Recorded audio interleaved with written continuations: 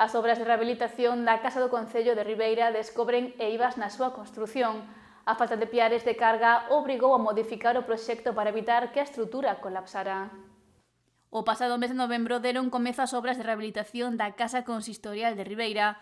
O día 8 dese mes trasladouse o Servizo Municipal ao Auditorio Ribeirense para iniciar os traballos que mudarán o edificio case na súa totalidade.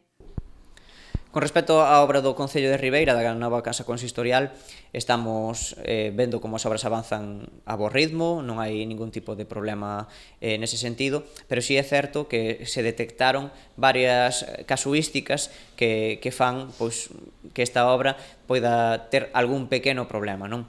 A primeira delas é que a propia estrutura do Concello había diversos elementos que non estaban contemplados. Uns deses elementos son cuestións tan importantes como piares de carga, é dicir, o terceiro andar estaba casi suxeito de maneira equilibrada coa propia estrutura da fachada, non? No transcurso da actuación que se está a desenvolver, houbo que eliminar a fachada, o que obrigou a realizar un reforzo estrutural para manter o edificio en pé.